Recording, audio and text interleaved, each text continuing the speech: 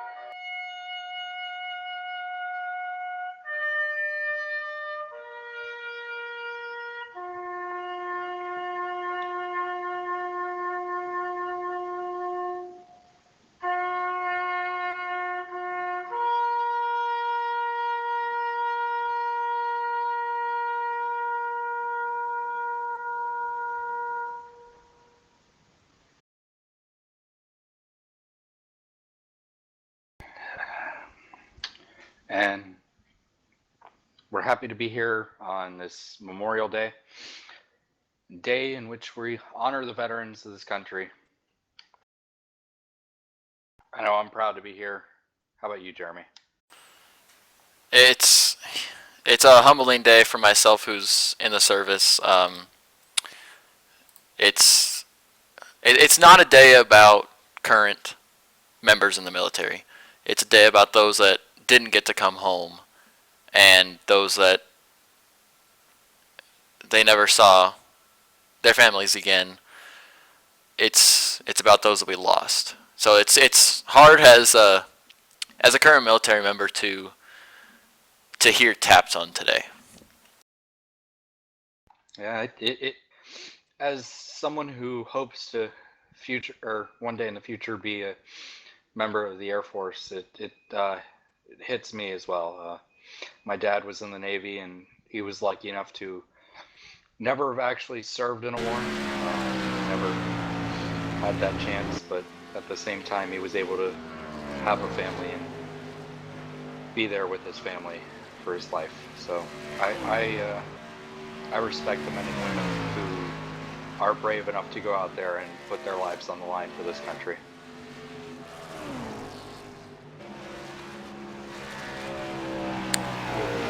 All of that being said, though, we are qualifying here at the ECR Xfinity race with Anthony Fitchner as your current pole sitter. So looks like Anthony's going to keep picking up where he usually leaves off on these 1.5 miles.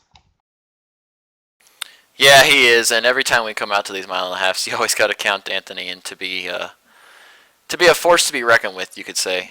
He's always fast. He's always consistent. He's consistently fast. And actually, well, I just know this, we're in qualifying. I got to come out here and I got to actually put down a lap because I got to start and park this car. We've got bonus points that we're not going to be able to grab unless I do. So I got to get out here. I got to start this car. So why don't we actually have the lap around? All right, we will. We'll go ahead and get the camera on you. Let me bring it back around to pit road then.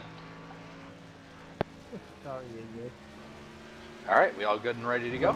Yep, go ahead. All right. So I'm gonna bring us off of pit road here. Pit road's a very nice, fun, bumpy thing to get off of. As it was last week at Iowa, it's a little bit different here. Not as much room to your inside. You kind of have to get all the way close to that apron. And we really hope to see some guys having to come off of pit road, as I just about lose it. And don't be surprised if I end up just about losing it in the middle of a corner on one of these laps. The track is hot, it's slippery. Everyone's going to be having to run 75% or less. As I actually do lose it, I'm going to have to bring it down pit road here. as I pointed out, it's a difficult one.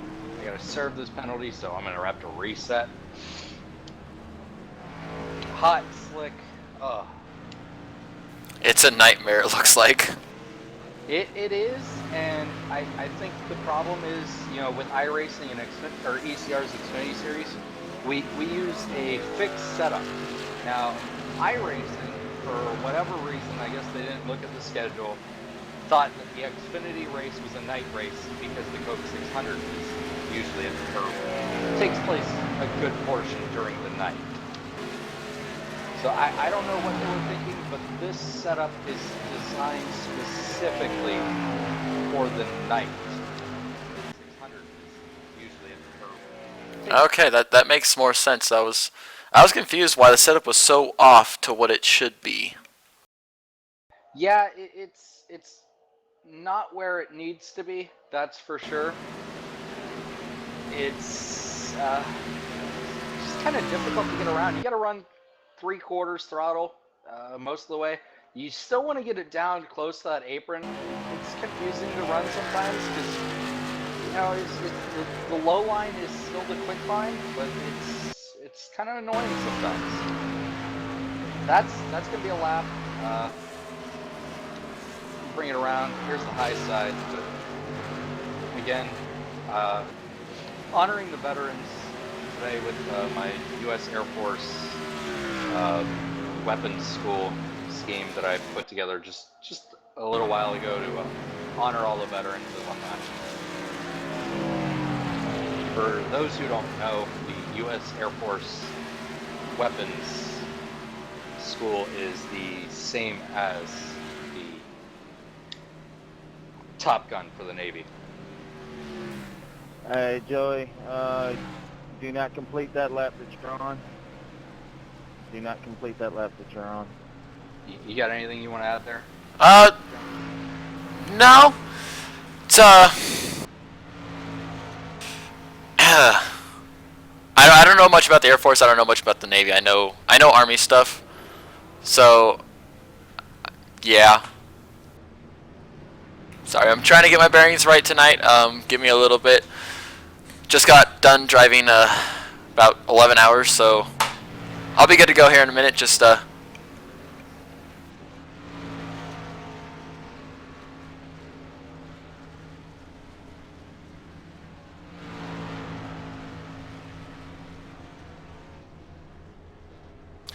But why don't we go back to qualifying? Aaron Berge is now he's going to be our pole sitter. Aaron Berge with a 37.71 and Anthony Thitchener with a 37.75 going to be your front row, followed by Colin Fern, Stephen Massey, and AJ Scarborough rounding out your top 5.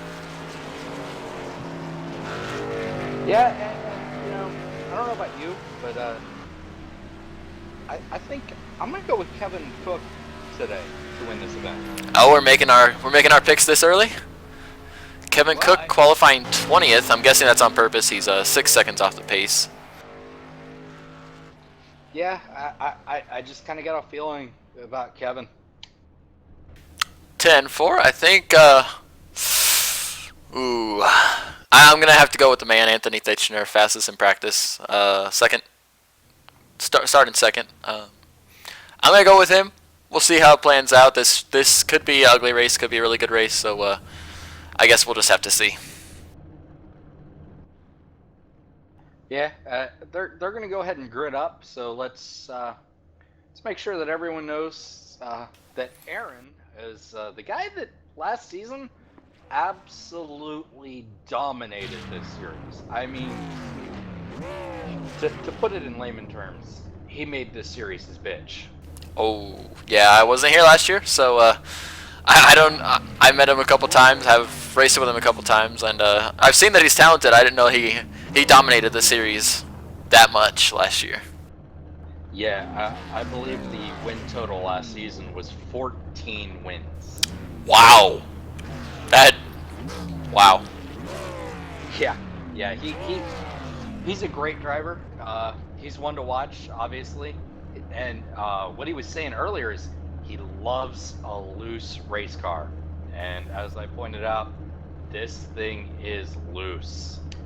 Yeah, there's loose, and then there's I took this car out for a couple laps. I didn't get a chance to run it anymore, but it was like you were driving the car on a dirt track. It was so incredibly loose that I couldn't get a lap around at any kind of decent speed. Yeah, and somebody that surprised me with their qualifying lap, David Grosclose. Yeah, same here. I've heard the name a couple times. I don't think I've raced with him yet, but he's in this race tonight, starting back from P8. And in fact, I'd like to point this out. You know, we just signed Wayne Willard for GHI, which is, of course, the race team that you drive for and I own. And Wayne could not make it tonight. Gross close right there, he's running Wayne's car. So I want to give a shout out to him for getting in the car and getting some motor points for Wayne and helping Wayne out. Yeah, we do appreciate it, but as they're getting ready to come to the green flag, we're going to take a little run through the field. Your pole sitter's Aaron Berge, followed by Anthony Thitchner. Steven Massey starting on the inside of row 2, alongside Colin Fern. AJ Scarborough in that 5 Cobalt Chevy Camaro, starting P5. 74 car of Michael Kinner, starting P6. It's going to be Chuck Harrell in the 88 Bandit car, Skull Bandit car, starting I believe that's going to be P7. Starting P8 is going to be the 01 of David Grosclose, followed by the 14 of Luis Salmaso, 61 of Josh Mayu, rounding out your top 10. You have David Kane rolling off 11, Aaron Vincent 12, Will Prolog, I believe that's how you pronounce his name, I can't be sure. He's going to roll off 13th. You got Nathan Casillas 14th, Douglas has 15th, Corey Chapman 16th, Douglas Rice 17th, Kevin Coates is going to roll off 18th, Chris Sarkois is going to be 19th, Joey Lamb just got the POL, so Michael Bay Watson. And we are green. Yes, we are.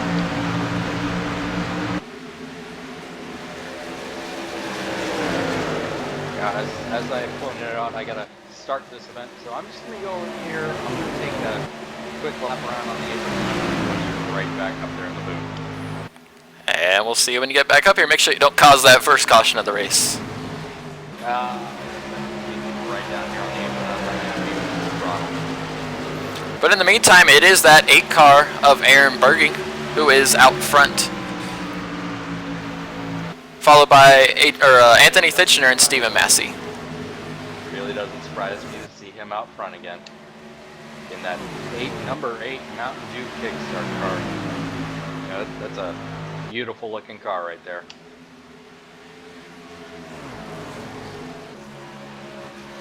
As you probably see the field goes past, I don't know. Yep. Yeah, I just decided to keep it down here. Pull down the road this time. Coming up to join you in just a few moments. Alrighty. A little bit different this week, you know. I just had to get those owner points, you know. I didn't have anyone drive that car, so. Yeah, totally understandable. Let's see what we can do there in the future. But I'm back up here in the booth with you, so. Alright. But the 8 of Aaron Berge is followed closely by the 87 of Anthony Thitchner and the 97 of Steven Massey. Those 3 they've broken away from the rest of the pack a little bit. They must have been able to figure this out, because seems like the other guys, they figured it out and they're able to keep with them somewhat, but there is about a 1 second gap in between 3rd and 4th place. I'll tell you, Anthony, I know, has got this figured out. Me and him, we had a practice race on Thursday, this past Thursday, and we went at it. We really did. But I don't mean in a bad way. I mean, we had a battle that was a lot of fun. I led for a good long while. He took the lead with 10 to go, and it honestly seemed like he'd let off and let me catch him on the final lap. And we came to the line, and we were side by side.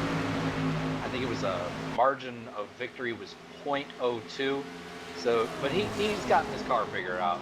Don't be surprised to see him up front again. Oh, I wouldn't be. It does look to me like the car to beat right now is the 8 car.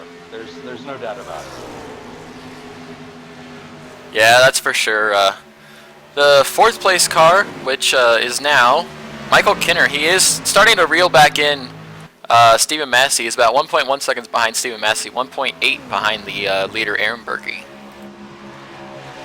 And something I want to point out already, rolling off from 18, I know he qualified 20th, but he rolled off from 18. Already up to 15th, he's Kevin Cook, and he's looking to get by John Knoll here. Oh, Anthony slides up the hill a little bit. I wanted to update everyone on how Kevin's doing. We got Chapin. You know, everyone's favorite person there, Chapin. Everyone's favorite smartass. Oh, yeah. Oh, yellow is out. Yellow is out. And I'm not, not seeing what it was. Did you were able to see? I see we have a slow car, the 81 of Joey Lamb. I don't know what happened. Yeah, it looks like Joey Lamb is the pretty much cause of that caution. All right. Having a couple problems trying to watch replays, so sorry I'm not able to show you exactly what happened, but seems to be that 81 did bring out that caution. Well, from what I can tell is the 81 got loose coming off the corner, and this is me watching the replay. The 81 got loose coming off the corner, and his left front wheel glides, or left front car glides right rear of 42. He slams the outside wall and slides, just spins around on his own. Yeah. Tough break for the 81 car. Yeah, but you know, I want to say this is the first day he's been on, and I don't think he's practiced at all for this race. And this is a race that you need to be practicing for. Tough break for the 81 car. Because we got a race off of pit road. Or it probably wasn't much of a race. I was still looking at stuff in the back. Yeah.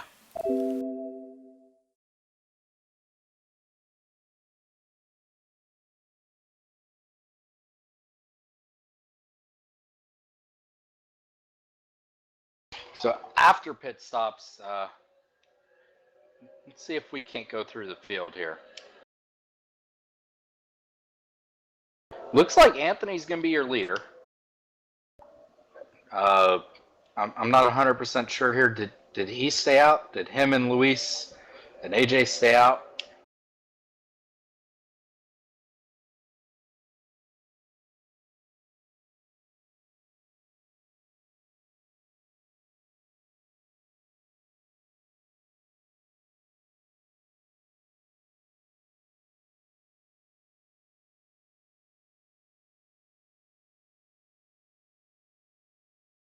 Yeah, and you know, it's great to see everyone's favorite Brazilian redneck up there, Luis, last week's winner, and he was going to join us up here in the broadcast booth this week, but wasn't able to. He's going to be driving the car. Hopefully, we can get him in the broadcast booth at some point later in the season. Hopefully, we can get an interview with him after the race. Yeah, we'll work on getting an interview with Luis. Maybe even someone else. Gonna interview the top 3 after the race tonight. Get the winner, second, and third place, and maybe we'll see if we can chat with someone in the middle of the race if it's going okay. Yeah, you know, obviously we respect the drivers and would only bring them down under a caution. Oh yeah, never under green. Nah, that would just be a mistake to do. So hopefully we can bring someone down later in the race. Be nice. We'll see how it goes. Honestly, though, I wouldn't be too mad if we couldn't bring anyone down because they went green the rest of the way. Oh yeah, no, not at all. Anyways, we're gonna get going green here in just a moment. Looks like they're double filing up, and lights on the pace car are off, if I'm not mistaken. So on the front row, you got Anthony and AJ. Second row, you got everyone's favorite Brazilian redneck, Luis, and the Dominator, Aaron Berge. You got Steven and David Keynes, who is a new guy driving that 3 car there. I want to say this is his first race. I'm almost dead certain it's his first race. He's going to roll off 6th here. You got the 74 car, which is, I want to say, Michael Kinner. I could be mistaken on that. Yes, that is Michael Kinner. All right. He's driving in place of Matthew Thunhorse. Matthew Thunhorse will no longer be in the Xfinity Series. And David Grosclose will start on the outside of him. And we're getting ready to go green here. Yeah, we are, and the green flag is out. Anthony Fitchner takes the green from AJ Scarborough, Luis Salmaso, and the 8 of Aaron Berg. You know, and something that wasn't pointed out, it's very easy to switch lanes on the restart here. Oh, yeah. And it's just because of the way the tri-oval is set up at this racetrack. It's an odd tri-oval, that quad-shaped oval. It can be a pain sometimes. As the 5 of AJ Scarborough gets loose, and there's a 3 wide on the front stretch. Now that is a battle right there. As we see the 14, the 97, the 8, and the 3, they're all battling there for 2nd place. And meanwhile, Anthony Fitchner's just pulling away. He's smiling right now. He really is. Yeah. Oh, yeah, I would be too. He's loving the action that's behind him. I mean, I don't know if you can see it in his mirror, but oh, and we have another caution. Let's try to find where this is. Oh, it's a big one. Me too. Multiple cars. He's loving the action that's behind him. I mean, I don't know if you can see it in his mirror. It honestly looks like it's all started with the 61. I don't know if you can get the replay to work on that, but it looks like it all started with the 61. Me too. Multiple cars. He's loving the action that's behind him. With a little net code there, he gets into Kevin Cook. No, what it was the 61 off the corner. Oh yeah, it wasn't net code into the 45. Started with the 61. Yeah. But he net coded Kevin Cook. Looks like Kevin's going to get away with not very much damage. Chris Boy, on the other hand, man, he's got some. No, what it damage. was the 61 off the corner. Oh Yeah, yeah, it wasn't net code into the. I tend to liken him to a combination of Jimmy Johnson and Martin Truex Jr. He's a guy that, sits at the back of the field all race long. And towards the end of the race, he's there. He's just there. But he can't get it done and get the win. And that's where the Martin Truex Jr. is. He does everything that Jimmy does and is there at the end, but he just can't pull it off. Yeah, but definitely 61 on that one. Got loose off the corner. Then the net code into the 45 is what caused the big wreck. But yep. Yeah, and I don't know what's going on here. I see the 45 pushing the 23 around on the apron. I'm not sure if there's something wrong with the 23 or if Kevin's just kind of pissed off at him.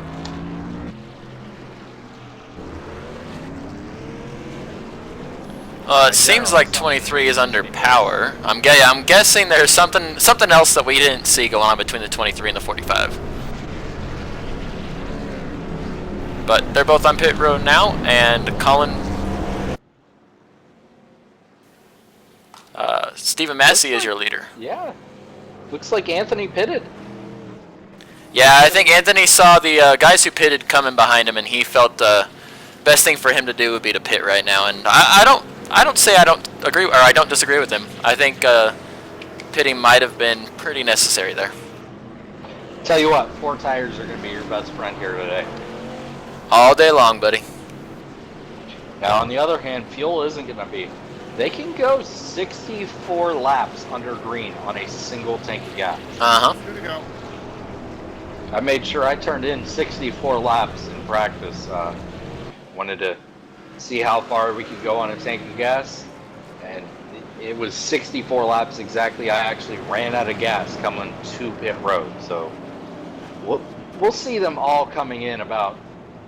If we go that long, we should see them stopping approximately 60 to 63 laps in. So with the fact that this is a 120 lap race, they should only be taking fuel once this race. Right, but I think, if I'm not mistaken, a lesser fuel load actually makes the car looser, right? Not here. It makes it tighter. Yeah, well, Okay. with 61 for getting loose coming off of 4 and collecting a bunch of people. Yeah, I can vouch. Well, it'll stay the same in traffic, but if you're leading, it'll make it nice and tight. And the lower the fuel load, the tighter it gets. I don't know why it's doing that here. Normally it's the opposite. I agree with you, but it just, I don't know. Yeah, it's something with the night setup that iRacing put into it with a day race. It's like a reverse effect, I'm thinking, with these. Yeah, it might. But we got one to go. Stephen Massey is your leader, followed by Aaron Berge, then David Kane's in the in that 3 car, then Michael Kinner, the 74, followed by Colin Fern on the inside of row 3, and David Grosclose on the outside of row 3. And Will Poole is in the 7th position, Nathan Casillas 8th, Caleb Thomas 9th, and Anthony Fitchner is, after pitting and getting 4 tires and fuel, is back in 10th. And Will, I don't know if you're going to end up watching this after the race or not, but we sincerely apologize if we totally screw up your name. It's not the easiest name in the world to pronounce without any prior knowledge of it. Yes. So we'll get that right. Make sure we get that right for next week also. Make sure we're saying it right. But we're green, and 97 is Stephen Massey is off. He gets a great jump there. Looks like he might be bringing the 3 with him. I don't know if the 3's going to be able to clear Aaron through turns 1 and 2. He might. Aaron's likely to get the run off of the corner, though. And that's exactly what's going to happen. Aaron's going to have a great run coming down into 3. He's going to have a run not only for second, but he's going to have a run to the leader. Can we see a repeat of... He's outside of the 97. Oh, no, the 3's going to go low. It's going to be... Nope, he's not. No, he's not. Yes, he is. No, he's not. He's trying. He's trying.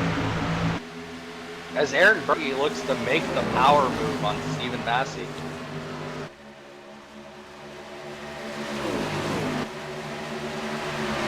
We see a little bit of a cluster and he behind him. clears the 97 and 8.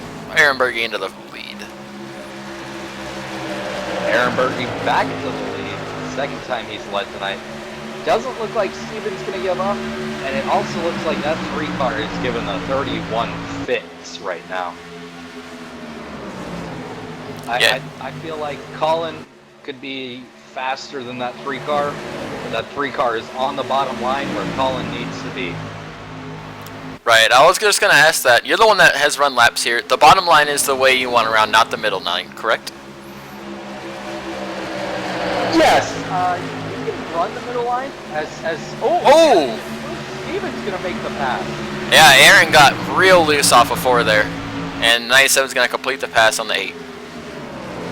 And now Colin is closing. Colin wants it.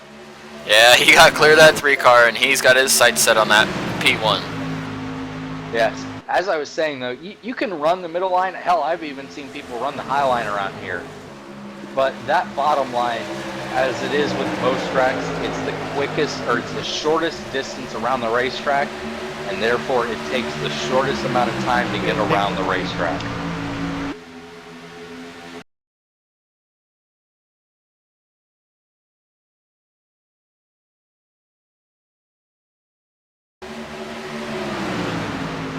Looks like Aaron's going to look low Steven here. He's going to try to get that lead back.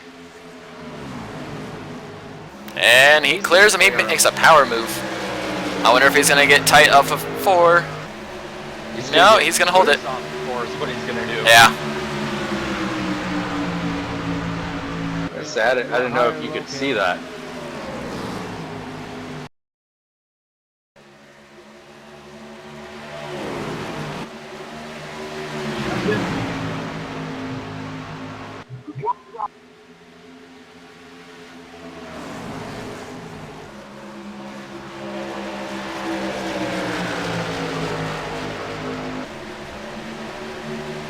Looking at this, Colin is trying to figure out a way around Steven here. Thank you. And now Michael Kinner driving for Steven is going to try to look below Colin.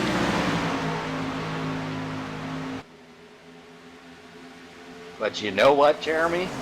You know What's who that? I'm seeing is looking for position for 5th place? Is that? I'll Yep. give you a hint. Yep. He's got 4 fresh tires. And he just did crack the top 5. Yeah, Anthony Fitchner is coming, or his latest tweet out, or not tweet out on, or whatever, his latest post on Facebook. He's joined the Coca-Cola racing family. He's got a new nickname, Magic Fitchner. Magic Fitchner. I must have missed that one. That's a new one. Yeah, it definitely is, but Magic Fitchner coming to the front. 4 fresh tires, he wants that lead back. And I'll tell you what, right now, the 4 car of Caleb Thomas, we don't always see him up front. He did dominate Bristol a while back. As Steven gets really loose and blocks it up the track right in front of Colin, that's going to open the door. Colin's going to go through, and probably his teammate Michael Kinner is going to come through as well.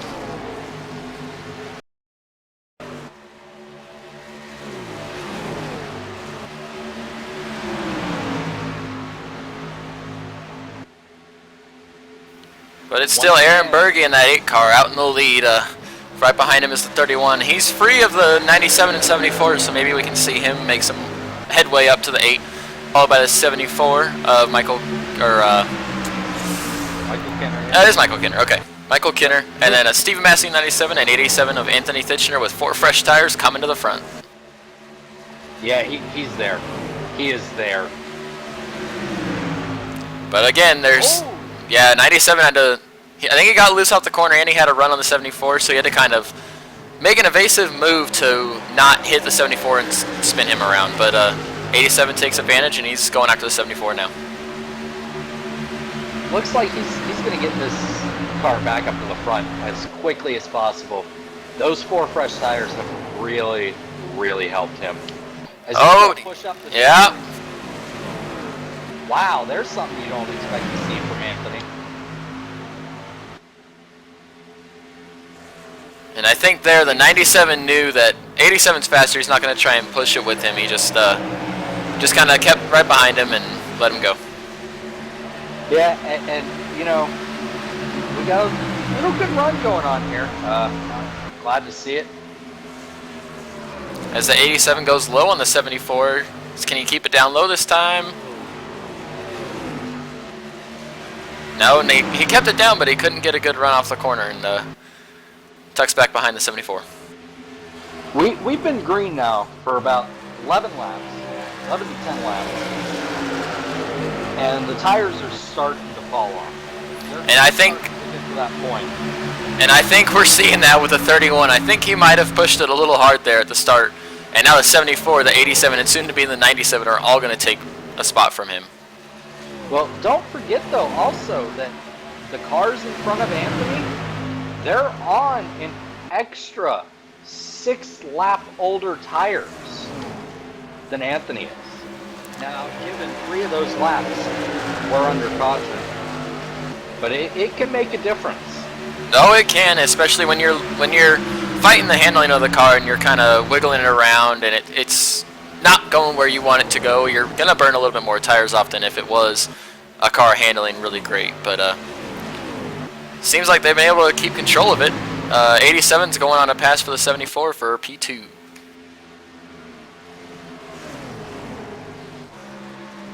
Yeah, and something I wanted to point out, I'm not sure. I know he's in the chat with everyone. I'm not sure if my good friend Legit got anyone to sub for him, but as far as I know, there are no Justin Bland racing cars in the race today. Yeah, I'm understanding the same thing. It's a tough break for JBR, but he'll be back next week, hopefully, and we'll get a good run out of the cars and hopefully see one of them make victory lane. I believe next week is Dover? Yeah. Oh boy. Not who I want to say hi to. I do not. Yeah, not a big fan of that place. Miles is not my friend. No, I'm gonna be glad to be calling that race. Yes. I would wish I was calling the Sprint Cup race as well, but maybe we'll be able to figure something out for there, and we'll be able to get a car around there for a couple 100 laps. Well, I hope you can figure something out. You're the setup guy around here. Oh boy, we're in trouble. That's Legit's over here. I love Dover. Well then, Legit, we'll see you there. But the 87 does complete the pass in the meantime on the 74, and now he's got his sights set on that 8 car of Aaron Berge. He's... I just don't know. I think at this point in time, the tires are worn off enough that they're almost even. Yeah, I think we're seeing just how much faster the 87 and the 8 are than everybody else. How well they're conserving tires, how well they're conserving their car, and they're both running the middle line, and they're able to get some real fast laps out there.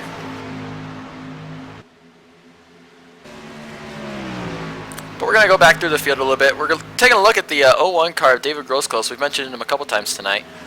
He's filling in for Wayne Willard. He's running pretty solid. He's in the ninth position. Yeah, I gotta say, I'm loving what he's doing in that car. Yeah, me too. And not only that, I'm loving the car. I like the car. The Quaker State DuPont. Yellow's out. Caution's out. But I got to agree with you. That Quaker State car, goes right along with our normal motor oil that we got on the cars, or in the cars, I should say. As I'm gonna try to figure out who this caution is. This caution looks like the 24 of Josh Wallace is involved. And again, my replay cuts out before I can see what happened. I think the damage on Wallace's car is from a previous caution. Looks like, the 90 car is spinning through the grass. Now in 3. I don't know how it started. All I know is I see the 90 car in the grass.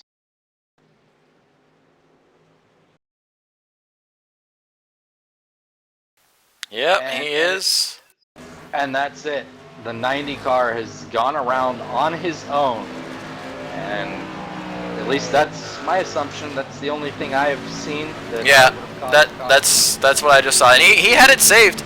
The only reason he went fully around is he was fighting the wheel back and forth in the middle of the grass, and that's not an easy thing to do at over 100 miles an hour with no tread on your tires. So, yep, the 90 is what went around, and he's going to rejoin the field at the tail end of the field. As we got pit stops again, so wonder who stays out this time, if anyone.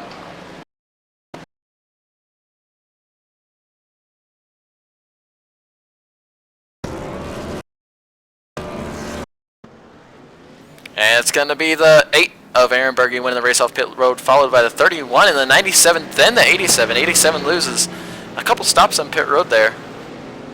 A couple spots on pit road there, excuse me.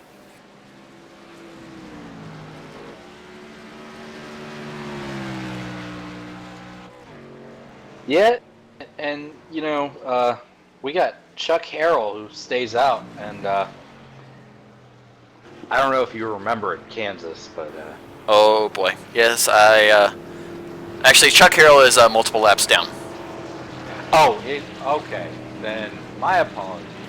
Yes, that makes more sense. I did not see that.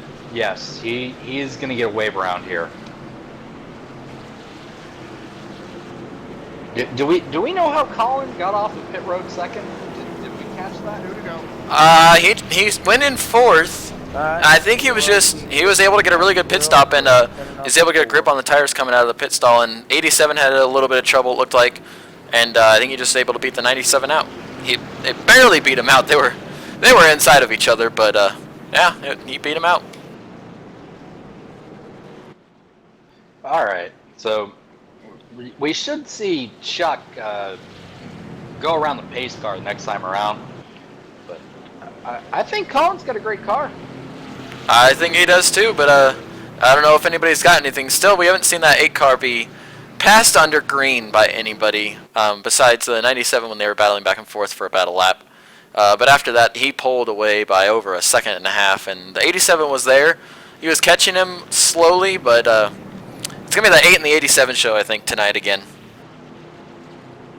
Yeah, and shades of last season, that's for sure. Shades of this season with the 87, at least. I mean, Nationwide Series, him and the 31, they've gotten it figured out much more than some others. And truthfully, Steven's been up there. Oh, yeah, he has. This season. Steven has. You know, former teammate of ours. And wishing him nothing but the best luck. And Go, Michael. yes. Get it going. Speaking of Cup side, how you feeling for tomorrow? I mean, I had the weekend off, so I wasn't able to make the setup any better than what it is, or what it was, so, I like it for qualifying. I'm just not sure how it's going to last on the long run. It seemed to be probably about a top 5 long run, but we're going to have some really long runs tomorrow. So I guess it's just going to be we're just going to have to see. It's fast for 1 lap and fast for probably about 10 laps, and then it slows down. And then it starts to be one of the faster cars out there. So it'll be a fun game tomorrow. Yeah, I know legit, or actually I should start calling him by his new nickname, Cat 5, as he's received after last week's incident. Good old Cat 5. Yeah. Cat 5 Hurricane. But we're coming to the green flag. Oh, are we? Yes, we are coming to big green flag. Pace car is in, and the 8 car, Aaron Berge, is away. Gone. He said, peace out, guys. I want this lead. Peace out, Girl Scout.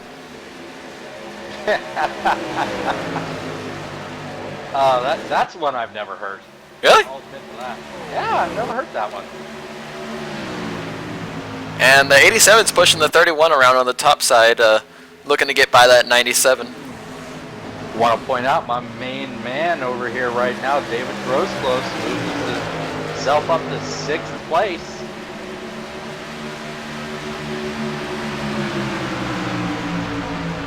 That's a nice looking, and we got another caution. Yep, and the caution is out. Honestly, I'm trying to find out what happened. My assumption is it was probably a self-spin. Looks like it's Doug Hess. Oh no, it's more than a self-spin. He gets loose, he gets into Luis and AJ. They both get away from scot-free. 11 cars. Banged up. Oh yeah, the 11 and the 99 are going to be the 2 most damaged out of that, but I think the 11's pretty torn up. Yeah. And I know we got Nick Olson in the chat, good old friend of ours, pit reporter, sometime later this year. I don't know what numbers your cars are in the Xfinity series there, bud, but maybe you can help me out and we'll keep you updated with that.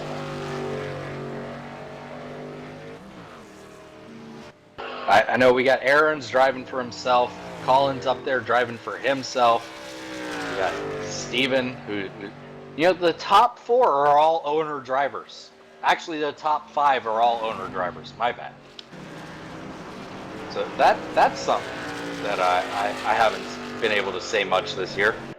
Owner drivers doing a great job.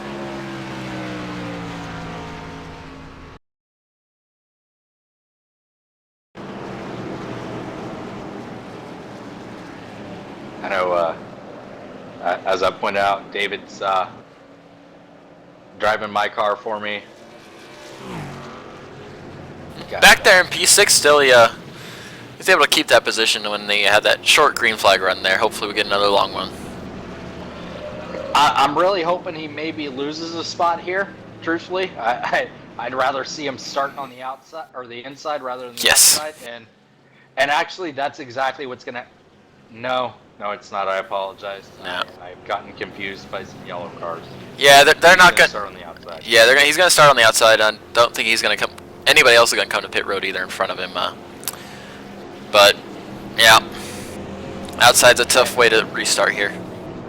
And I'd like to point out that Nick owns the 11, the 7, and the 42.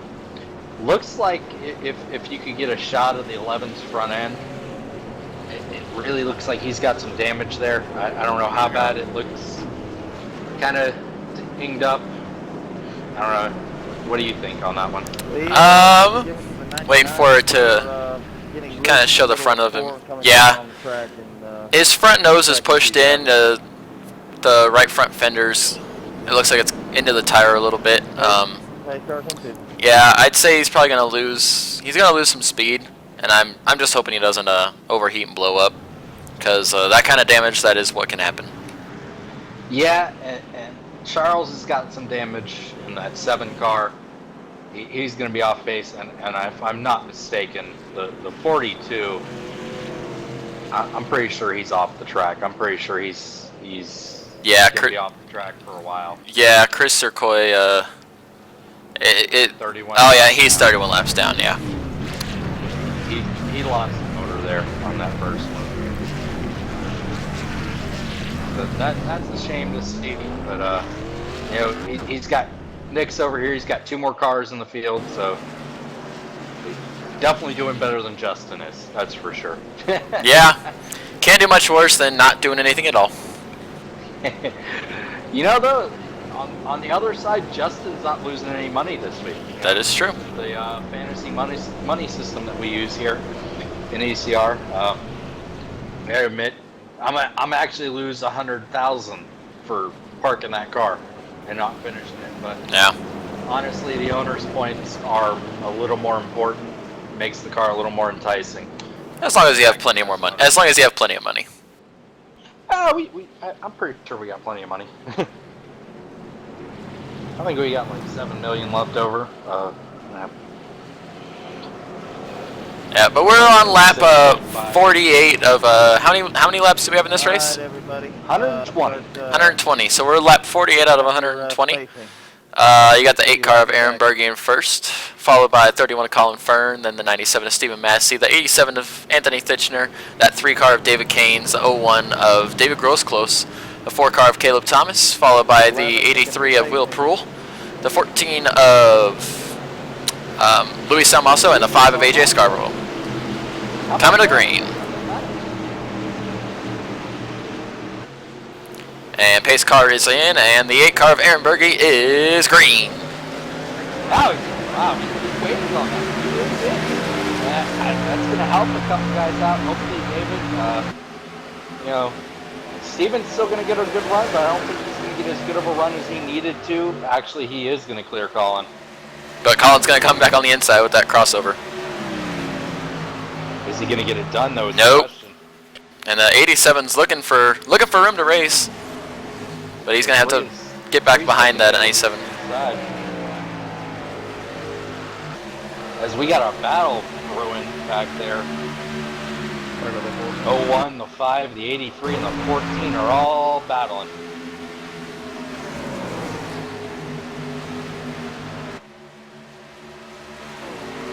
Wow, there's a big group right there. Yeah, there's some downside to fixed setup racing. but there's also some brilliant upside, and the brilliant upside is cars are even for the most part. Yeah, this is all driver talent, pretty much. It's just you being able to wheel that car around, and as we had as we were talking about him, David Grosclose, he restarted in the 6th position. He has fallen back to the 9th position. Didn't get a great restart. He got checked up there. He's actually fallen further back now. Yeah, it looks like if he can clear the 83, he should be fine. I think the 74 might be faster than he is. I know the 74 was up there running for the lead for a little while. Honestly, it looks right now that car is tight to him, and it might just be the dirty air with a full tank of fuel. Yellow's out. Caution is out. Oh! You know, I saw something, but it looked like that might have just been a glitch, netcode little thing.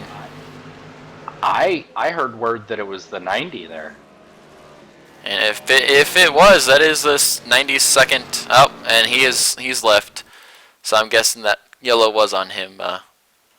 And since he left, it was a single car spin, so he won't be on probation. But yeah, he's gone. yeah, he left. So we're not gonna be able to take a look at what happened either. So a tough break there, but yeah, that's how it goes sometimes.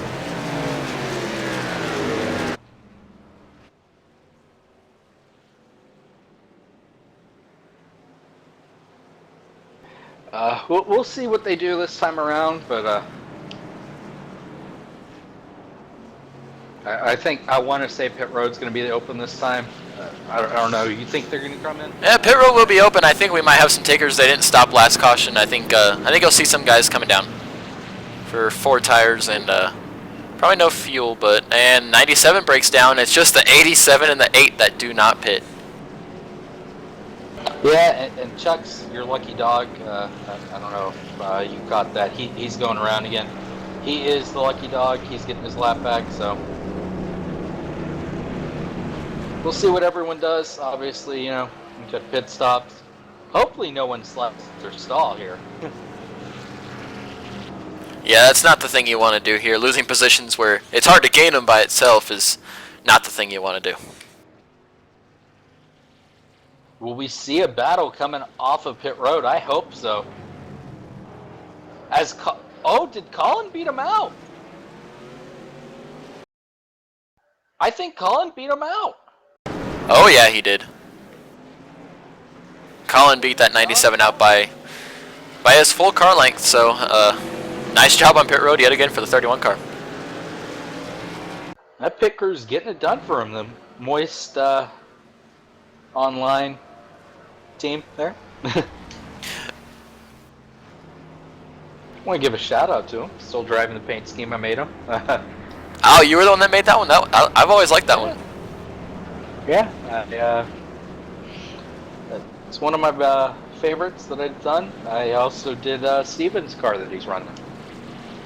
Yeah, that classic 97 old Kurt Busch car. I like it. I've always liked it. As we got two to go, pace car lights will be out next time by. Given again to the 90, and he is no longer in the race, so y'all ain't trying to get a view here on where the 01 is. I'm just wondering. Looks like that Quaker State GHI pit team. Looks like they did a great job. Saying he's currently 6th.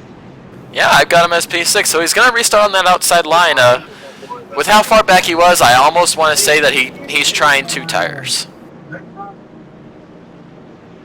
Well, if he's trying 2 tires, then so is Luis. What's that, bud? Yeah, because Luis was way back there as well, so I'm thinking a couple guys try 2 tires this early in the break goes. Yeah, there's a little bit of a scrape there. I mean, maybe my assumption is that a couple guys had bad pit stops. They slipped through their stalls. I don't know. Really don't, but not my call to make.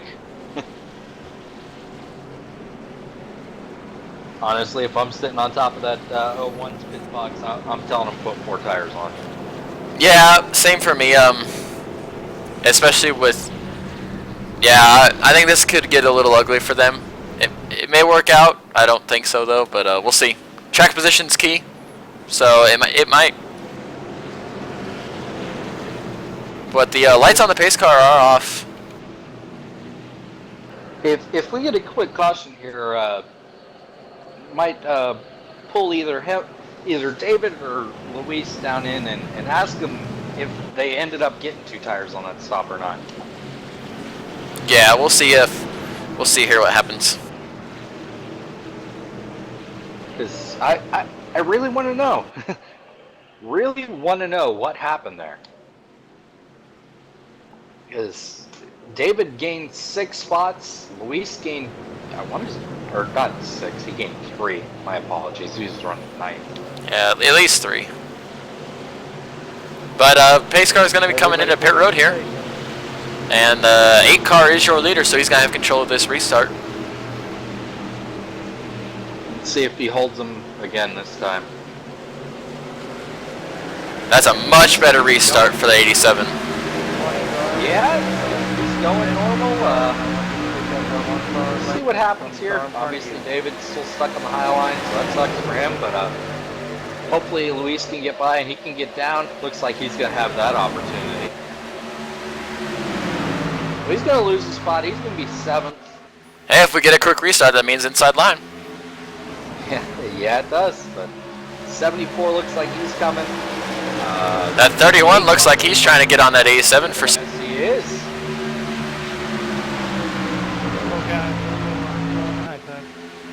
As it looks like somebody got in the wall, honestly. I'm going to take a look at this. I think the 83 got in the wall there, coming off the floor. Yeah, it kind of sounded like him in a race chat. I think. Oh, we got a.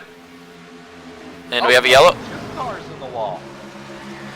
No yellow. Where you stay green. Well, we had both Josh Wallace and in the 24 and Will Prola in the 83, both coming off of turn 4, managed to nail the wall. Looked like Josh Wallace was a much harder hit though.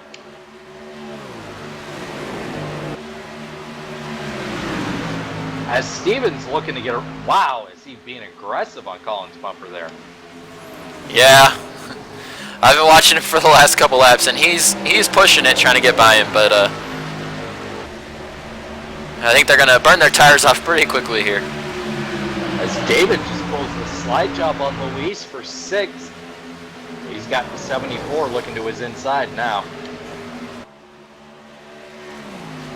Ooh, and he drove it in there real hard, and the 74 is gonna have a run on the inside.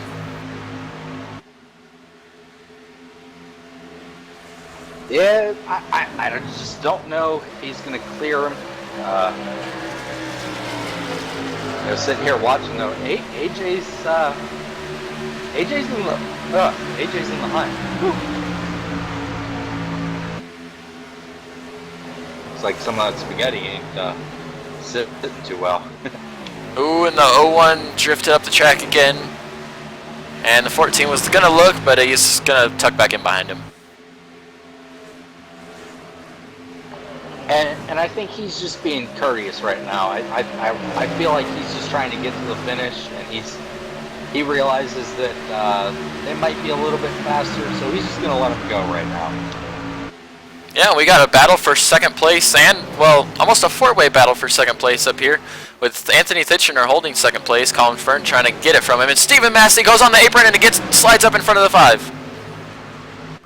And now here comes the 74. Going to join in this. He's going to dive low, and he's here. AJ, he's going to move into 4th place. And it looks like the 5 car has a decent amount of damage on that front end. Yeah, it looks bowed up there. It really does.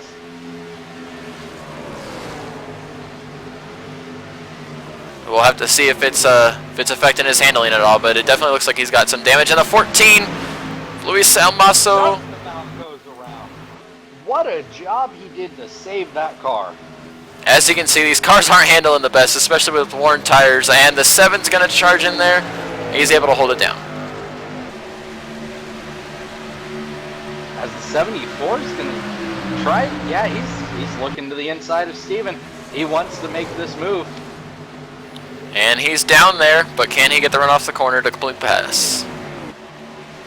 You know, that 74 there, Michael Kinner. I think you might remember that name. I might. From last week. He was running right behind me in that sprint showdown race in segment 1 when I was able to take the checker flag and the win, and he was right there with me, and I was hoping he would take that second win, but it was actually a teammate of mine, or a alliance member of mine that was able to take it. But that 74, he was fast last week, so I'm expecting him to be fast tomorrow also. Yeah, I definitely am too. It's kind of a shame that iRacing doesn't have a day-to-night feature, because I would love that transition. It'd really throw a monkey wrench in there, but we're not going to have to worry about that. We just got to set the car up for the nighttime. And you know what they always say on Fox Sports, bud? The nighttime is the right time. Oh yeah. Out front, it is still Aaron Birdie in that 8 Mountain Dew Kickstart car, followed by the 87 of Anthony Thitchner and the 31 of Colin Fern. Michael Kinner's back to 4th, AJ Scarborough in 5th, Stephen Massey in 6th, David Grosclose up to P7. And then it's 3 car of David Caines, excuse me. 4 of Caleb Thomas, 18 of Nathan Casillas back in P13, 85 of Will Proul in 14th, Michael Watson back in 15th. Most of these cars back here that are running still, they got a decent amount of damage. You can see the 77 Illinois University car of Michael Watson is it's torn up a little bit. It's seen its better days, but yeah, I do want to point out something. You know, Memorial Day weekend, everyone knows, is the greatest weekend in racing, to be honest. Oh yeah. 3 big racing.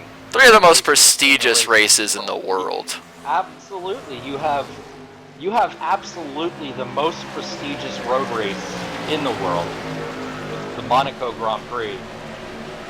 Well, actually, maybe not. One of the most prestigious F1 races. Yeah, definitely the most prestigious. Yeah. When you're rubbing shoulders with royalty for a race, Right. Yeah. But I want to give a shout out to Nico Rosberg, 3rd consecutive win. P1. Monaco Grand Prix. 3rd consecutive. Now that's an accomplishment. That is a great accomplishment, especially when you're facing guys like Lewis Hamilton, Sebastian Vettel. That's his first name. Yeah. Kimi Räikkönen, who's my guy. Always disappointed to see him having a half decent day. Yeah, my guy has always been, as far as F1 goes, my guy's always been Lewis Hamilton. Ever since he came over to Cup to do that ride with Tony Stewart, who is my Cup driver, he's always been my guy. I've always rooted for him, so I like seeing him. I think he won the first 2 races of the year. Yeah, something like that, and I think Vettel won Malaysia, no, he won the first race. Vettel won Malaysia. Yeah. Yeah, but after Monaco comes probably the oldest race in racing history, at least when it comes to car racing. And yesterday it was the 99th running of the Indianapolis 500. And to be honest, we had a NASCAR guy there. We had a guy who did the double. Kind of. He started the race. In a way, he was the pace car driver for the opening laps. Jeff Gordon was. He couldn't run the race obviously because he had to be back in Charlotte in a few hours to start the Coca-Cola 600, in which I believe he finished in the top 10 if I'm not mistaken. Yeah, I believe he did. For all you Junior fans, Junior finished. I want to say he finished 3rd. He did finish 3rd. He did, and your winner in the Coke 600 was Carl Edwards. Backflip Edwards. Completely forgot the fact of who won the Indy 500. I know, and that he is. I gotta say, my favorite driver in IndyCar has been and always will be Dan Weldon. Absolutely. I watched him from the start of IndyCar, or well, at least when I started watching IndyCar, and he was always my favorite driver, one of the classiest acts out there. We miss you, bud. But yeah, but you gotta feel good for an old NASCAR driver of Juan Pablo Montoya being able to go to victory lane. I've always loved Montoya. He brought a great spirit to the sport, I like to say, and it was great to see him in victory lane once again in the Indy 500. Yeah, good old jet dryers, I've always called them. You know, I'll never forget that event at Daytona when he hit the jet dryer. I was there, and Oh, were you? yes, Jealous. I go every year. I love going to the Daytona 500. In fact, I'll be there again in July for the Coke 400. Go every year to both races. But I remember, and you could feel the heat when that fire ignited all the way on the other side in the grandstand. Wow. Yeah. I was a firefighter back home, and seeing that, I knew it was going to be hot, and I was afraid of it actually damaging the track to the point of it not being able to be raced on. This is your last warning. Next person I catch under green flag conditions going into the pit, and that. And I just received word from a good friend and pit reporter, Nick Olson, who is also a major Jeff Gordon fan. Under the rule book. Jeff Gordon finished 15th. Oh, okay. That is my fault, Nicholson. He was running really well at the later part of the race, but then some strategy there at the end did play into effect, and I guess it dropped him a couple spots. Same with the guy that I was heartbroken for, Martin Truex. Again, had one of the fastest cars all day, led the most laps, and in the end, so a few guys who were able to stay out the length, and Carl Edwards wanted on field strategy, but you gotta feel for Martin Truex, who had the fastest car. Him and Kurt Busch all night. Yeah, just another one of those races, and I just want to check here. For a little while there, it looked like Steven and AJ were starting a battle. I don't know what happened to Luis. Maybe he made a pit stop? He did make a pit stop. I'm not sure what it was for, but I did hear over the radio he did make a pit stop. Yeah. My assumption is that's probably off schedule or off sequence there. Yeah, it might have been some maybe an overheating. No, not an overheating issue because it's a standard tape. I'm not sure. Maybe his tires were just too far gone and he had to pit. Maybe we can find out here in the next. Yeah, it might have been a strategy call. But I can tell you right now, he can go to the finish. Oh, well, maybe he's playing on this going green and he'll be able to maybe make those laps back up. Yeah. But I am hearing we have green flag pit stops beginning now. Green flag pit stops are going to begin this time. I believe I just heard it over the radio. Aaron Berge is going to pull that number 8 car down into pit road into his pit stall. So we'll see how he does this. This can be a tricky one here. And he is down off the track. He's going to be hard on the brakes, getting that car woed down to 45 miles an hour. And 50. Ooh, okay, 50. Okay, 50. Yeah, he's good. He came in at 46. He slowed it down. Yeah, because when he crossed that commitment line, he was well over 50. But he was able to get it woed down before that line. But he is on pit road. We're going to go back to the 87 of Anthony Thitchner because I'm taking a guess that he's going to be pitting here in the next couple laps as well. Unless if...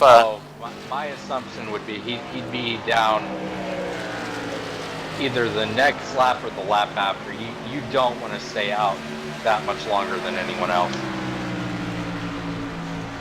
Yes, because from the start of the run, his lap times have fallen off. Actually, they haven't fallen off too bad. They've fallen off about 0.6 of a second. So, but that is 0.6 of a second each lap that Aaron Berge is going to be able to get an advantage on him. So if he stays out for too long, Aaron will have a much bigger advantage than when he had going into the pits. Yeah, and he stays out again.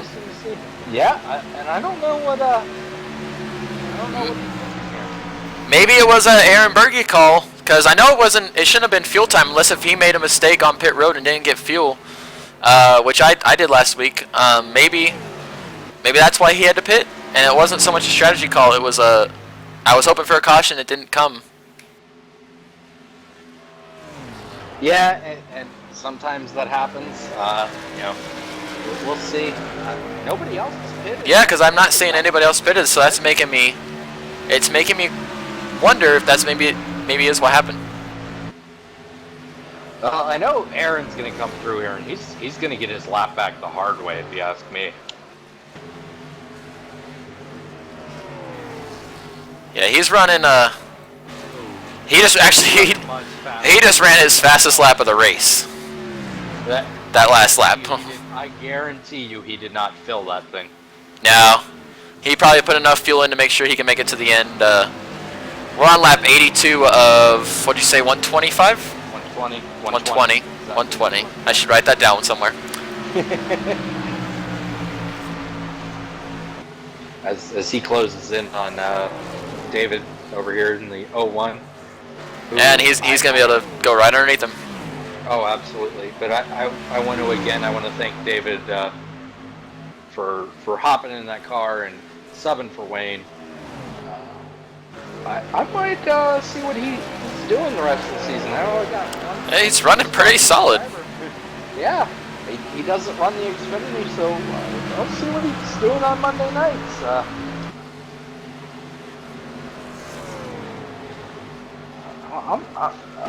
You know, hop in a car that you're not entirely familiar with and do a great job.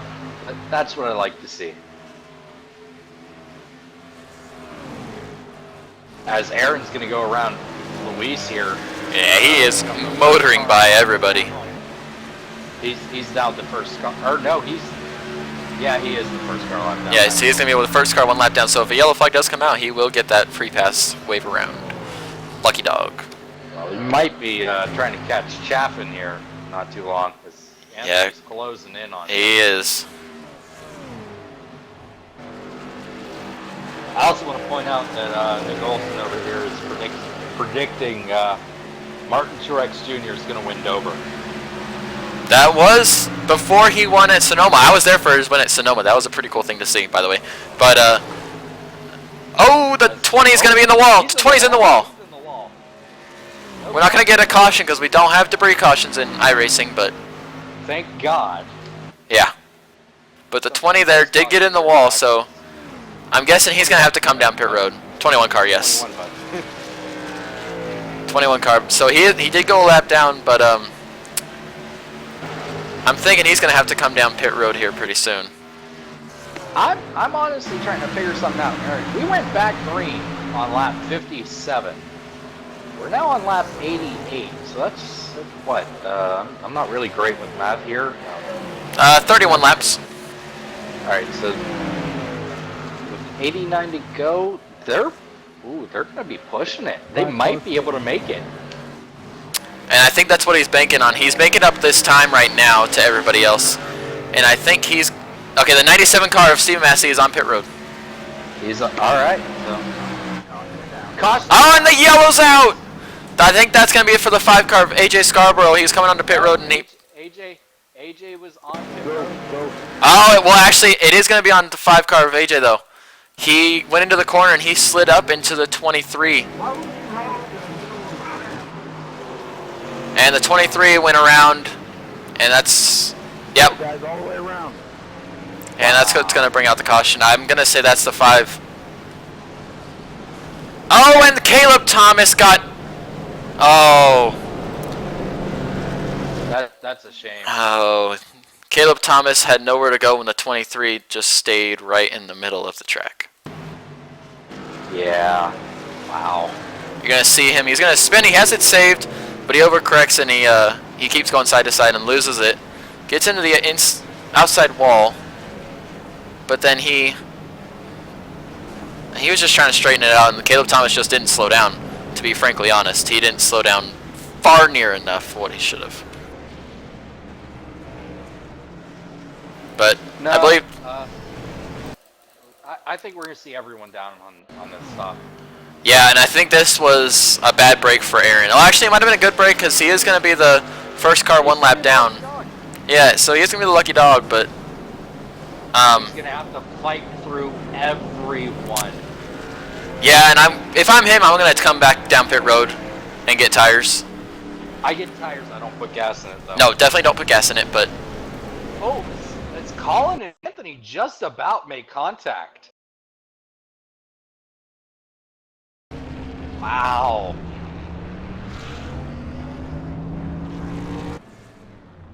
All right, let's see how who's gonna win this one off of pit road.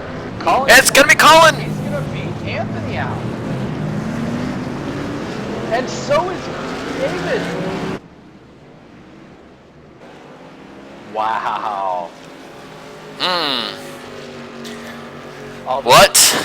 You know, if I look back at that, I want to say Anthony just pulled a Denny Hamlin. And he stopped to let the 01 go so he could get the inside line. Yep, he just pulled a Denny Hamlin. Yep, that's something that I would do too. It's too much of an advantage to get that low line, and it's too much of a. It's just a momentum killer on that high side. So can't blame Anthony for that one. Yeah.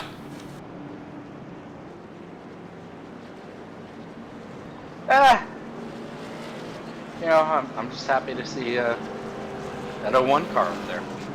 Yeah, David's running really good. It's a nice surprise at least for me. I don't see him race that much. Yep, and we are hearing from race control the EOL is to the 5 car. In the middle of the corner, he did push up and it got into the 23, and the 23 went around, and the 4 was also involved, but tough break for those guys. Yeah, I just noticed the 42 car is still on the racetrack, or he came back out on the racetrack. Yeah, I think he just came back out on the racetrack. He is going to be multiple laps down. He is 55 laps down in a 25th out of 28 place. He's just trying to make sure that he doesn't get that. Yeah. Yeah, he's not going to get charged anything on the DNF fee there. That's a good driver. Real quick, after that pit stop, we're gonna do a little run through the field here. Colin Fern is gonna be your leader, followed by David Grossclose. Wait, where'd it go?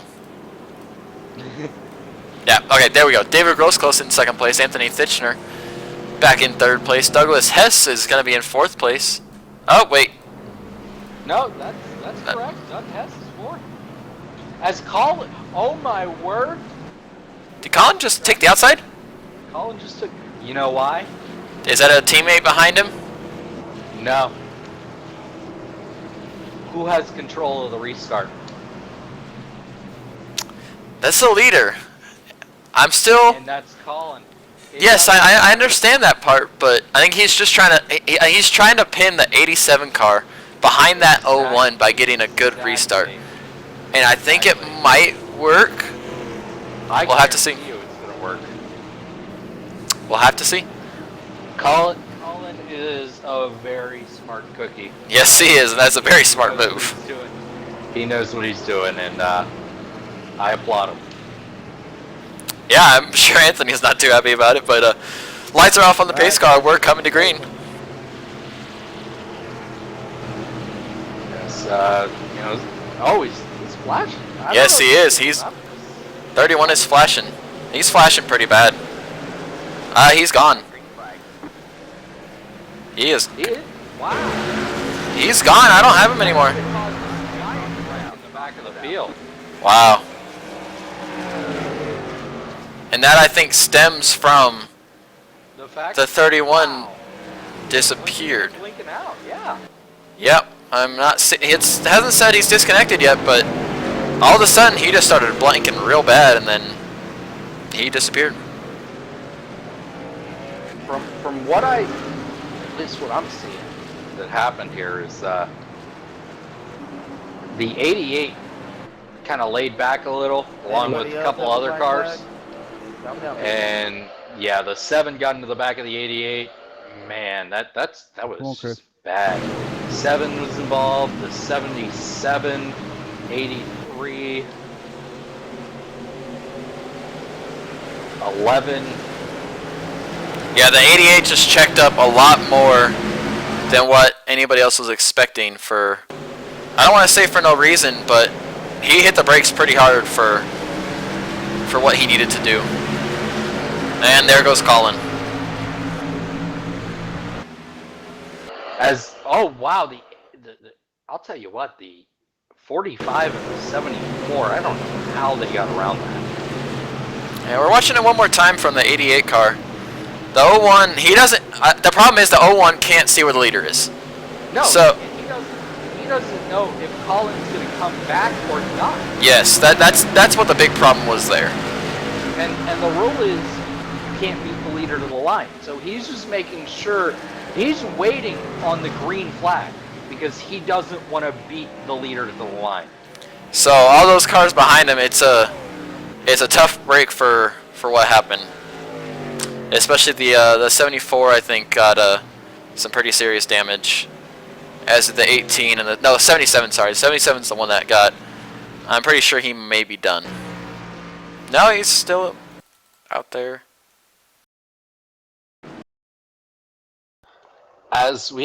Wow, and David kind of got screwed on that one because now he's going to be second again. Yeah. We got Douglas, David, and David up at the front. You know who's even more screwed though right now? Anthony Fitchner. He's going to restart fourth. Yep. Unless if Douglas Hess takes the outside line, but I don't think he will with knowing Anthony is that fast. I think we're going to see him take the low side. Knowing the car to beat is Anthony, and he's going to be on the outside line. Yeah. Yeah. How is let's see, Aaron Berge. Did Aaron get any damage in that one? I'm not seeing. No, his car looks pretty clean still. So he's still just trying to work through the field after he had to make a pit stop there. Back on the lead lap in 11th position. As we're going to go green, I want to say with about. We're probably going to go green on lap 100. 21 to go. Yeah, lights on the pace car are still on, so. I think they're going to flip off this time by. Yeah, they should. And Colin did just come back, so maybe he was able to fix that connection problem. Maybe, but he's 3 laps down. Yeah, either way, he's going to be out of the race, or not out of the race, but he's going to be out of contention for the win with only 20 laps to go. Hey, Mark, how is my front end look, Mark? And that's a shame to see. Colin's a great guy, and you know, it's a shame about what happened with Motive. Sad to hear that. Won't be at least as far as I know, there won't be a broadcast tomorrow night. Yeah, it's going to be the first race of the year where there won't be a broadcast. Had some conflicts that we tried to get worked out, and we were unable to come to a conclusion. So we are no longer being broadcasted by Motive. It's a the plan is, from what I understand, is Motive's going to stick around. Motive wants to keep broadcasting races. at least a part of Motive.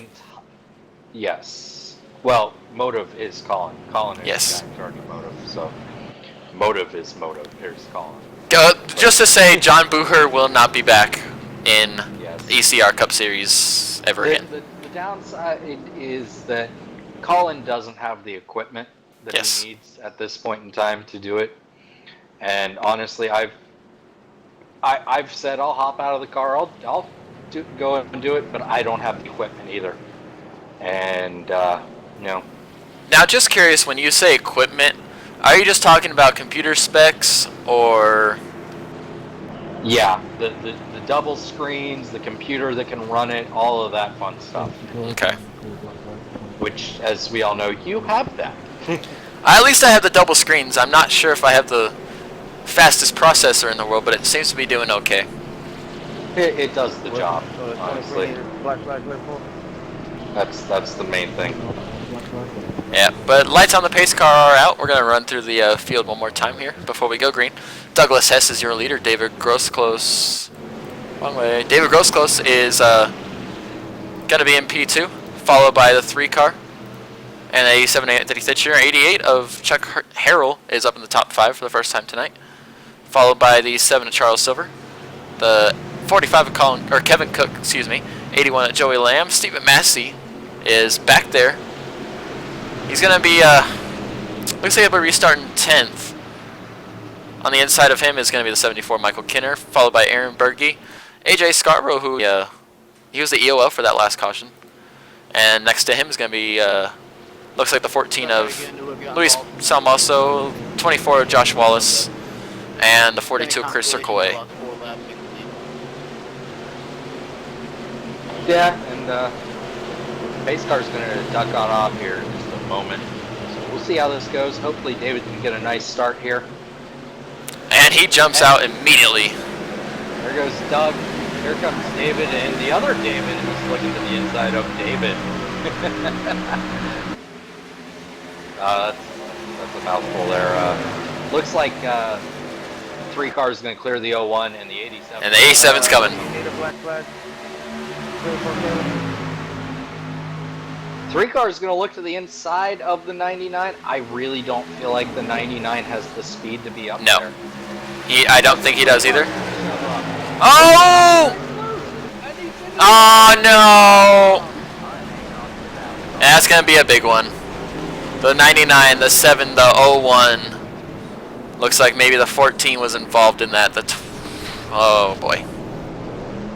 That's a tough break. And I'm not sure on this. I'm going to take a couple looks at this. Looks like the 99 got loose. As well. The 87 may have a little bit of damage, but the 99 is going to be the cause of that caution. He got loose on that outside line. No, the 87 should be clear. But the 80... got damage, at least from what I'm seeing. It's going to be the 99, the 7, the 88, maybe the 87, the 01 definitely is, he's in the wall hard. And that's a shame. Yeah, it really is. He had a really good run going. It's, yeah.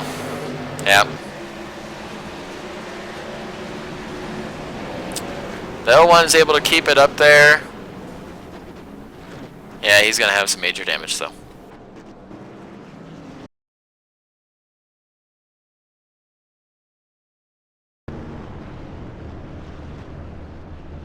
And, you know, real quick, I want to pull David down in here.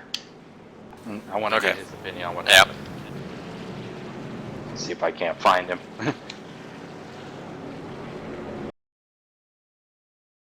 There he is.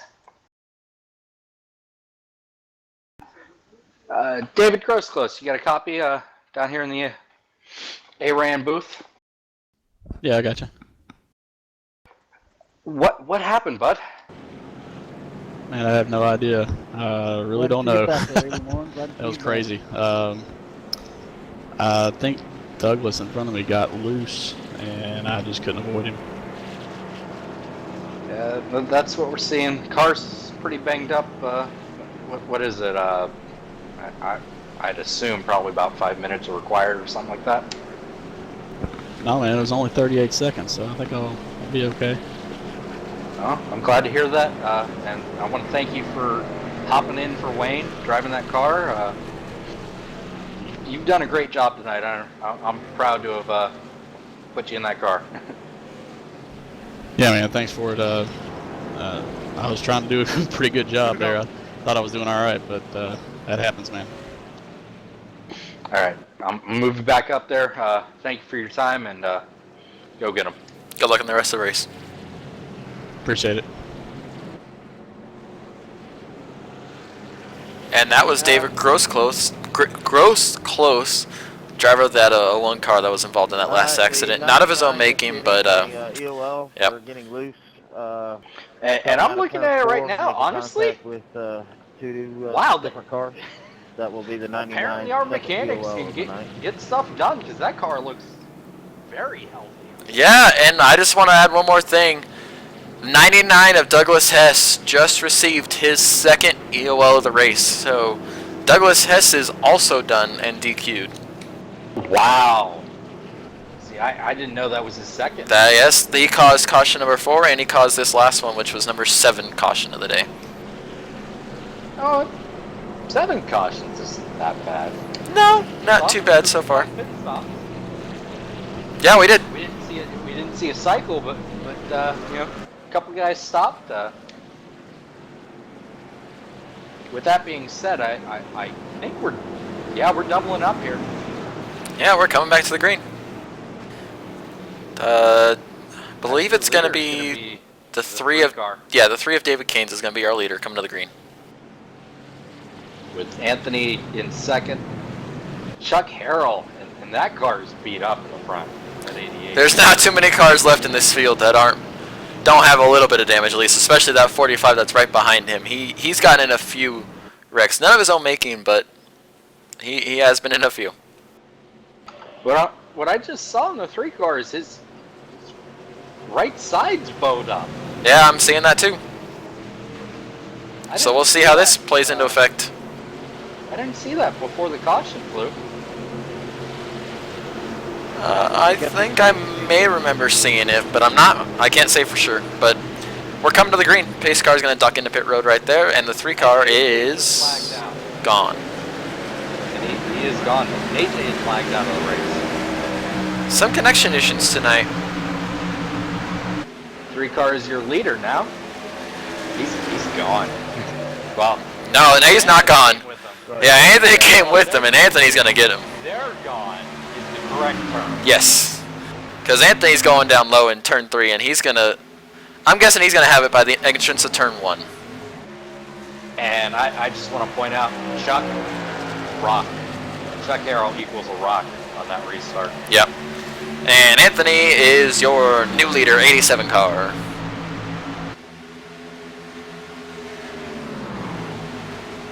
Doesn't surprise me.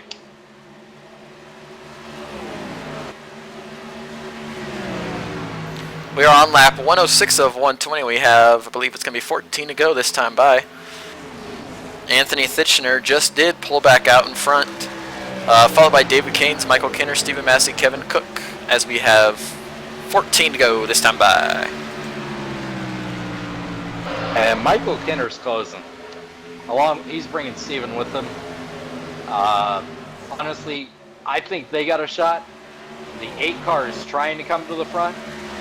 I don't know if he's going to have the time to do it, though. He's going to need another caution.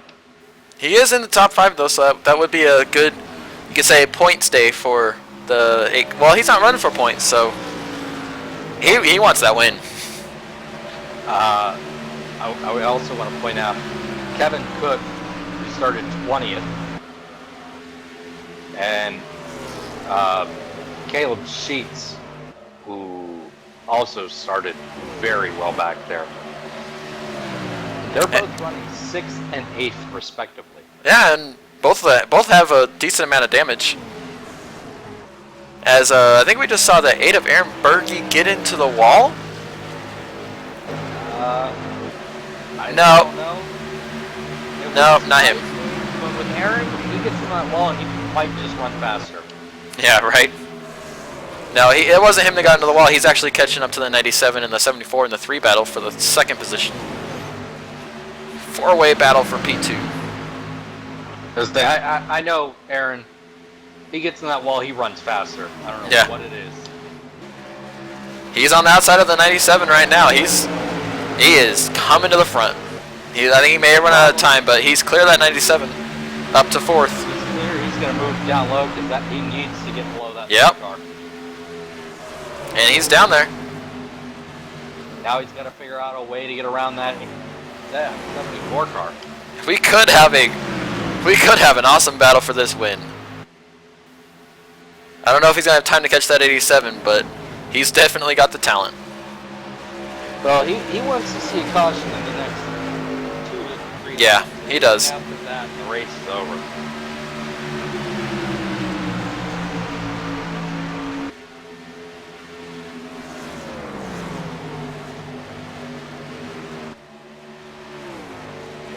David Grosclose got around Chuck Harrell for 11th.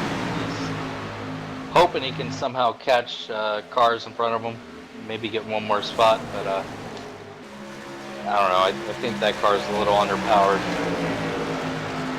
I think they fixed the outside of the car, but That thing seems like it's under power now. So that's a shame to see, but Aaron's down low to 74. He's got the spot. Can he clear him?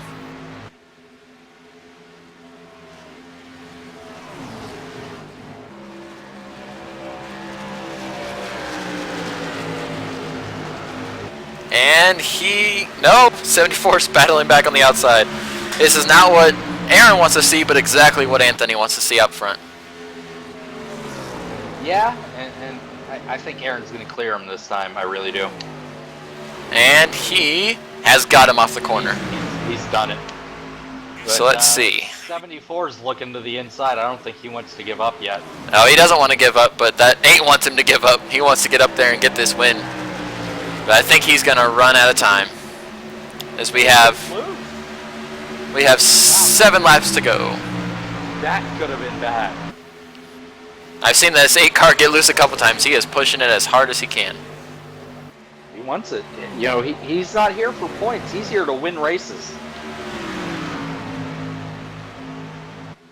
Only thing that matters to him is winning a race.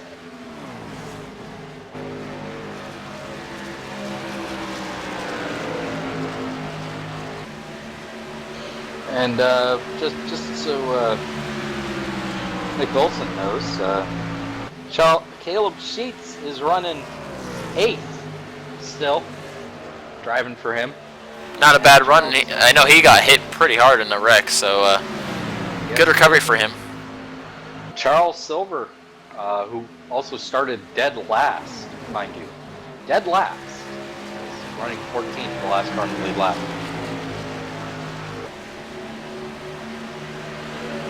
Another thing I want to point out, pole sitter for this race was Aaron Berge. You know, started second. Anthony Thitchner. You know who my pick was to win? Anthony Fisher. Dang, dang, dang. Yeah, you can't bet against him. Nope. You can't, and I don't. I don't think, Aaron's got a great car, always does. I don't think he's going to cut it. No, he's out of time. I don't know if, let's see. These last couple laps. Now, Aaron has been 0.2 quicker, but I think the difference he's got to make up is 0.7 of a second, and he's got only 4 laps to do it in. And there's a lap car in his way. Yes, there's a lap car in the middle of him and Anthony, and anytime there's a lap car, it always screws up your entry, and well, at least for me. So it depends on where you catch them, but As I just saw the 81s on pit road. that's a tough break. I wonder if he didn't take enough fuel to make it. I wonder if everybody took enough fuel to make it. I don't know. All I know is that moves the 01 car into the top 10. There we go. He covering after that wreck. And that last lap, Aaron was only able to close in a 10th. So Yeah, we're coming to 2 to go, I believe, now. you know, Anthony led off to make it an interesting race there in a practice race earlier this week. He ain't doing that here. No, he is going as hard as he can. Although he is catching. Yeah. Oh! No, he didn't. Okay. The 8 got real loose off of that corner, and I think he was able to keep it under him and keep it in the gas. And he's only back by a half second now. But we're coming to the white flag. White flag for the 87 car. Are we checking? Oh, it is checker flag. This is checker. Look at that. Anthony Thitchner, your winner. That's great to see there. Anthony Thitchner, your winner, followed by Aaron Berge, Michael Kinner, Stephen Massey, and David Caines gets a top 5. How about that for your first race? I'd take it. I love Everyone's favorite the Brazilian leader redneck with is the contact, 6th and place. Bill Deere's so excited right now. He's like, Kevin man, you know how Cook, many second places I got here? 7th. Caleb Sheets 8th. Josh Wallace 9th. Crazy, huh? My man David Probst close in 10th. Corey Chapin able to finish 11th. Chuck Carroll 12th. Charles Silver 13th. Nathan Casillas 14th. Colin Fern was 15th and Joey Lamb 16th. Not bad there. I don't know what this 24 car is doing. I don't know if he's mad at the 87 for something. No, that's his teammate. Okay. They're teammates there. Because usually you don't see teammates. Oh, and there goes the 18. Yeah, I don't know what the 18 is. Yeah. Usually you don't see teammates doing this to each other, but I guess they're excited. I guess. You know, That right there is pretty awesome, though. That's not the first time I've seen that. I guess I'm not happy with them. I don't know. They're not. Yeah, this is a new one.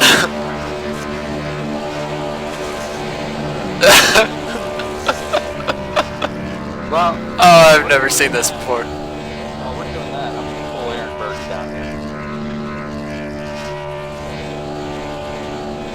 If I can find him. There he is.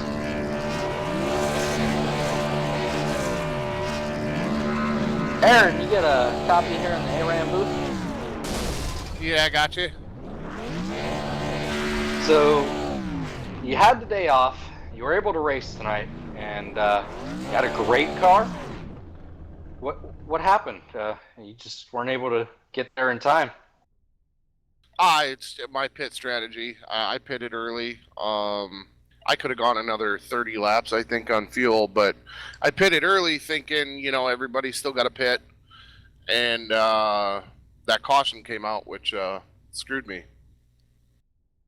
Yeah, honestly, we were looking at that, and when you guys were making pit stops, we kind of thought they might even be good enough to go there. Get 64 laps on a tank of gas. We're just kind of wondering with that strategy. I think the closest to finishing at that point without the yellow was Colin, and he was a lap and a half short. So. All right, so that makes about sense. Did good. I'm gonna let Jeremy ask you a question here. Yeah, I was just curious about that the pit stop too. For a second there, I thought maybe you didn't take enough fuel on a previous pit stop and you had to pit for that, but it sounds like it was more just a strategy call, and in the end it didn't work out for you quite as much as you needed to. You missed it by about half a second, finishing second. Nice run there, but anything else you wanna put in? No, not really. I thought I was going to have time to catch Anthony. I was kind of hoping once we had 15 to go and I was running in third that we were going to have another caution. That would have put me right on him. I'm pretty sure I could have pulled out the win, but it is what it is. Second, I'm happy with it. Yeah, second's always a great spot. Nice run tonight, Aaron. Glad to see you up in the top 5, running for the lead most of the time. You had one of the fastest cars. I'm pretty sure you had one of the fastest laps of the race too. Good race. We appreciate you coming up into the ARAM booth and spending some time with us after the race. Yep. Have a good night.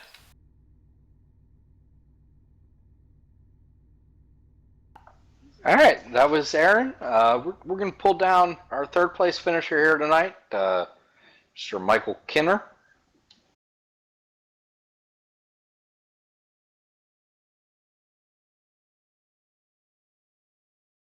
Yes, sir, I'm here.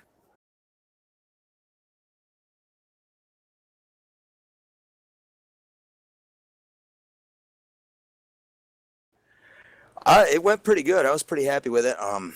Practice went really well. Qualifying, I kind of messed up a little bit. But I went to pit about the center of the race, and my foot pedals quit working on me. I couldn't go. That put me to the back of the pack, but it kept it clean and was able to move back up in there. I didn't have anything for Anthony and Aaron there. Those guys are pretty quick, but I mean, if I'd have concentrated a little bit harder, maybe I could have, but those guys were quick.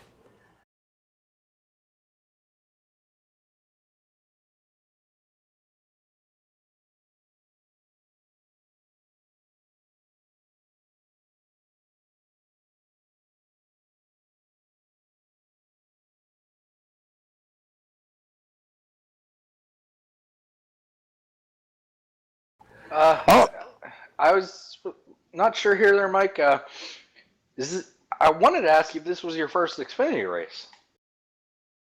actually, I ran Iowa last week, but I didn't last. But I don't know, maybe it was like 10 laps. Somebody got into the wall last week, and I T-boned them, and that was the end of that. This was my first full race, though. Well, you did good for your first full finish. Uh, just curious what you wanted to add there before I asked about that. Me?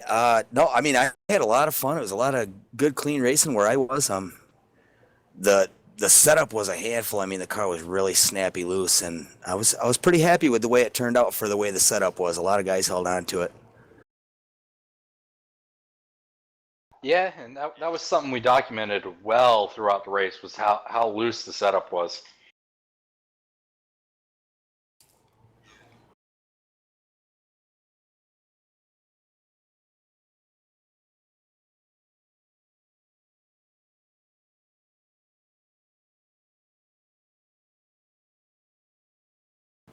Okay, thank you, guys. All right, I think we got one more interview.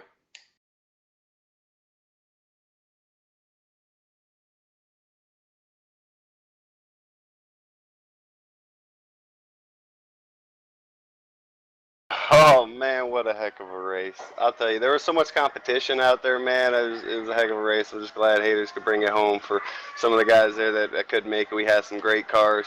Number 5 of AJ, Aaron Vincent, man. We hate that things happen for him. I'm glad we could pull it off, man.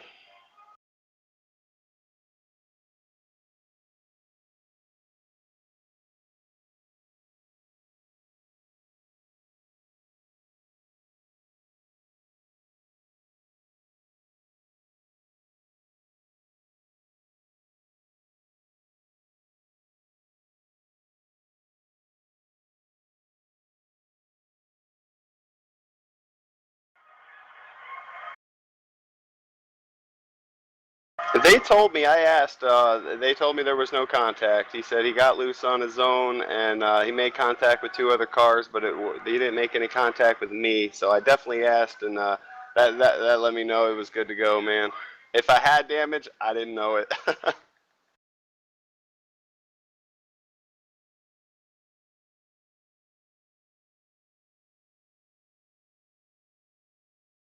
Yeah, I'm just wondering what his mentality was there when he sees that 99 car sideways in front of him. Yeah, that was one of the scariest moments of the night. It was definitely one of the scariest moments of the night.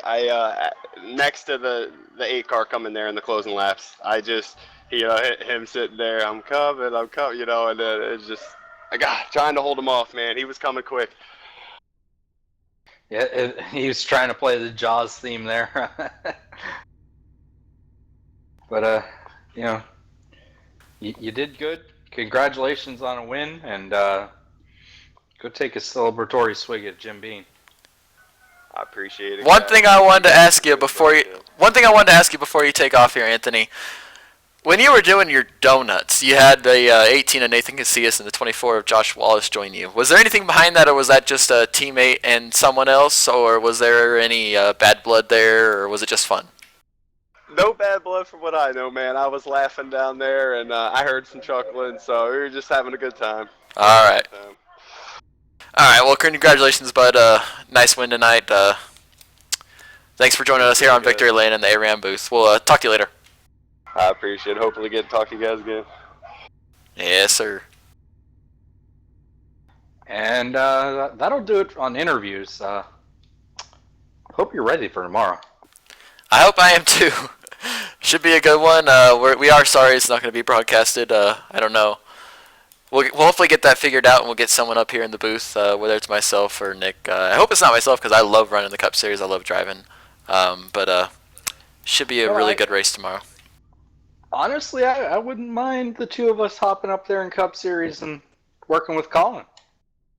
I could see that as a lot of fun. I could see it as a lot of fun, but I love driving.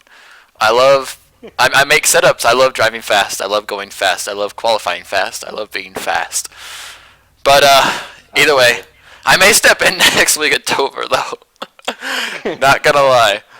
But good race this week. It was actually a lot of exciting racing for what I was expecting with a such a loose and almost uncontrollable setup from what I was at least feeling. Seems like the drivers were able to get a good handle on it. Only had counting down 7 cautions. A good race, good clean racing. No tempers flaring from what I can see or hear. On to tomorrow. Yep, and we'll be back next week as well at Dover. So looking forward to that one. At least from broadcasting standpoint. Yeah, at least from the broadcasting standpoint, not so much from the driving standpoint. But this is your ARAM booth with Jeremy Rubin, Nick Geilis. We're on every week on Monday nights, starting at 9 Eastern or 9:15 Eastern, 6:15 Pacific time. We'll see you again next week from Dover International Raceway. Peace out, guys.